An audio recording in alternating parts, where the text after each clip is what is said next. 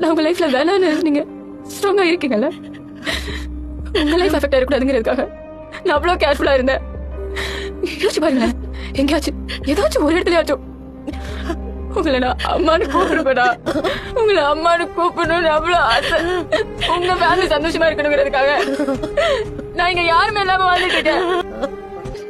நான் என்ன கோத்ரூ பண்றேன்னு தேவ் நீ யாருமே புரிஞ்சுக்கல. தேவ் டிவோர்ஸ் கேக்குறான். திவி வந்து டிவோர்ஸ் பண்ண போறீங்களான்னு கேட்கும் போது நீ அவன் முகத்தை பார்த்திருக்கணும். என் குடும்பமே உடைஞ்சு போன மாதிரி இருக்கு.